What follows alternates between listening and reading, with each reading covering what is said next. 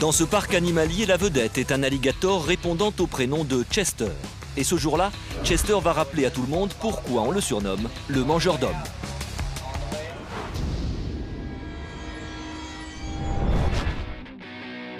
Nous sommes en Floride, dans le parc de Gatorland. Kenny Danbury se prépare au métier de dresseur d'alligator. Il va tenter le geste que tous les dresseurs doivent maîtriser, le pop. Le pop est un exercice qui consiste à mettre sa main dans la gueule de l'alligator. Quand elle est ouverte, l'animal ne peut plus rien voir.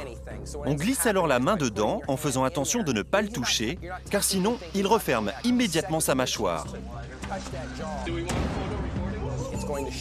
C'est un test de réflexe. Kenny a choisi Chester, le plus gros spécimen du parc. On a choisi Chester parce qu'il est plus gros et que cela nous laisse plus de temps. Mais si tu fais une erreur, la morsure sera plus importante. Kenny est accompagné de Mike, qui a une certaine expérience en la matière. Mike commence par taper sur la tête de l'alligator pour l'énerver et lui faire ouvrir la bouche. Le pop de Mike est parfait. C'est maintenant au tour de Kenny. Le moment est crucial, il n'a pas le droit à l'erreur. Il n'y a que quelques personnes qui savent faire le pop et j'espérais en faire partie.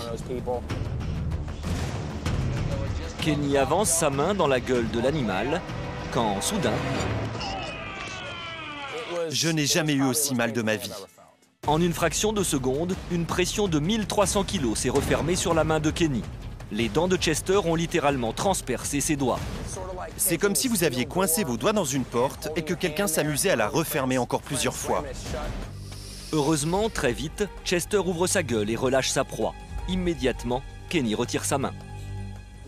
Quand il a lâché prise, j'ai vu que j'avais encore tous mes doigts. J'étais soulagé, même si je savais qu'il me faudrait plusieurs mois pour cicatriser. Depuis, Kenny a plus que jamais sa place auprès des alligators. Mais la pratique du pop est désormais interdite dans tous les parcs américains.